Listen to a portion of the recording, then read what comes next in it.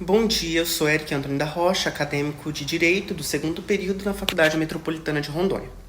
E vim falar com vocês sobre lei penal no espaço, usando como base a publicação do livro Tratado de Direito Penal, de César Roberto Bittencourt. A nossa jurisdição, ela não é absoluta. Ela precisa de limites e critérios para definir quando um crime pode ser julgado por determinado Estado. E essa definição, ela evita conflito entre países e garante a aplicação justa da lei. Mas como determinar qual legislação deve ser aplicada quando um crime ocorre em locais distintos ou envolve pessoas de diferentes nacionalidades? Para responder isso, nós temos que entender os princípios que regem a aplicação da lei penal no espaço. E entre esses princípios nós temos 4. A legislação penal de um país, em regra, ela só pode ser aplicada dentro do seu próprio território. Isso é chamado de princípio da territorialidade, o primeiro, que estabelece que toda infração cometida dentro dos limites de um país, ele deve ser julgado segundo a legislação desse país. Mas, em algumas situações, exigem que essa regra haja exceções e adaptações. Assim, a territorialidade, outros princípios foram desenvolvidos para permitir a aplicação da lei em algumas circunstâncias especiais, sendo eles o princípio da territorialidade, que é quando estabelece que as leis penais de um país são aplicadas a crimes cometidos dentro de suas fronteiras, independentemente da nacionalidade do autor ou até da vítima. Podemos incluir o espaço terrestre, crimes aéreos e até marítimos dentro dos limites do nosso país. Por exemplo, se um crime ele acontece em São Paulo, isso deve ser julgado pela legislação brasileira do nosso país, né? O Brasil. Há alguns casos em que a aplicação da lei territorial não é o suficiente. O que acontece quando um crime começa em um país e ele se estende em outro país. Por exemplo, Argentina e Brasil, ou Brasil e Argentina. Aqui entra o conceito da territorialidade mitigada, que permite que um país julgue crimes, que tenha feitos dentro do seu território, mesmo que tenha sido iniciado em território externo. Agora, nós podemos passar para o segundo princípio, que amplia o alcance da lei penal para além das fronteiras, que é o princípio da extraterritorialidade. Nem todos os crimes cometidos fora do território nacional escapam da jurisdição do país de origem. O princípio da extraterritorialidade, por exemplo, permite que um Estado julgue certos crimes cometidos no exterior, especialmente quando envolvem interesses fundamentais da nação. No Brasil, a extraterritorialidade ela pode ser incondicionada ou condicionada. A incondicionada é quando a lei brasileira se aplica automaticamente sem necessidade de requisitos adicionais. E a condicionada é quando se aplica a aplicação da lei brasileira depende de certas condições, como a ausência de julgamento no país onde o crime ocorreu.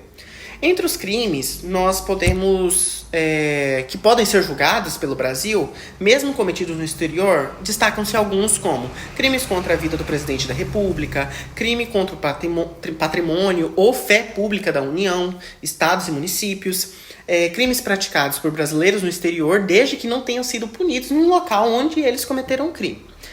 Mas quando um crime envolve um cidadão brasileiro, seja como autor ou vítima, entramos no terceiro princípio, daí por diante, que é o princípio da nacionalidade, ativo ou passivo. O princípio da nacionalidade permite que um país aplique sua lei penal com base na nacionalidade do criminoso ou da vítima. Nacionalidade ativa é quando o crime pode ser julgado pelo país de origem do criminoso, independentemente do local onde ele foi cometido. Nacionalidade passiva, o país pode julgar crimes cometidos contra seus cidadãos, mesmo que tenham ocorrido no exterior. Esse princípio busca proteger os interesses nacionais e garantir que seus cidadãos não fiquem impunes, ainda que cometam crimes fora do país. Depois disso, temos o quarto princípio, que se aplica num crime de gravidade internacional, aquilo que tem mais relevância, que é muito mais importante. O que seria? A universalidade ou justiça penal universal. O princípio da universalidade estabelece que determinados crimes, devido à sua gravidade, possam ser julgados por qualquer país, independentemente do local onde ocorreram ou a nacionalidade do autor ou da vítima. Isso se aplica em crimes grandes como genocídio, terrorismo, tráfico de pessoas, pirataria e crimes de guerra. Esse princípio permite que qualquer nação processe criminosos responsáveis por violação graves dos direitos humanos, garantindo que não haja refúgio seguro para criminosos internacionais. Nessa primeira etapa, a gente conheceu os princípios fundamentais e também agora ver as extensões mais importantes com relação a esse princípio. Por exemplo, uma delas é a aplicação da lei penal no espaço. Nem sempre a aplicação dos princípios que mencionamos agora existem locais e circunstâncias em que a lei penal de um país pode ser aplicada de forma tradicional. Por exemplo, embaixadas e missões diplomáticas. As embaixadas, elas são consideradas territórios do país representado, não do país onde estão localizadas. Assim, crimes cometidos dentro de uma embaixada, elas podem seguir regras distintas.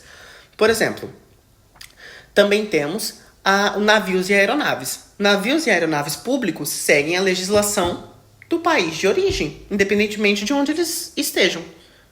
Navios e aeronaves privados já é diferente. Seguem a legislação do país onde estão localizados, a menos que estejam em águas internacionais. Podemos passar aí, então, para conflitos da jurisdição e soluções. Quando 2 ou mais países possuem interesses em julgar um crime, pode ocorrer um conflito de jurisdição. Isso acontece, por exemplo, quando um crime é cometido por um cidadão de um país em território estrangeiro. E também quando o crime afeta mais de uma nação. A solução para esses conflitos geralmente se dá por meio de tratados internacionais, extradição e cooperação entre países envolvidos. Com isso, chegamos à questão de desafios modernos na aplicação da lei penal. O que seriam esses desafios atuais na aplicação da lei penal no espaço? A globalização e o avanço da tecnologia, eles trouxeram novos desafios para a aplicação da lei penal. Crimes cibernéticos, podem ser cometidos em um país e afetar vítimas em vários outros, tornando assim, a definição de jurisdição um pouco mais complexa.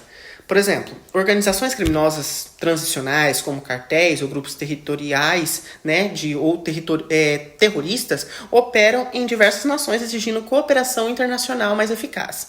E também, crimes ambientais e econômicos afetam múltiplos países, exigindo respostas coordenadas. A tendência mundial é fortalecer acordos internacionais para garantir que criminosos não escapem da justiça simplesmente cruzando uma fronteira.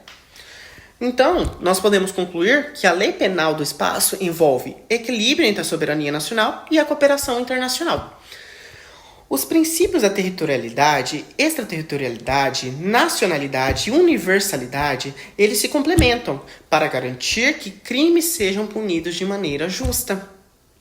Diante dos desafios modernos, é essencial que os países colaborem e aprimorem suas legislações para lidar com novas formas de criminalidade.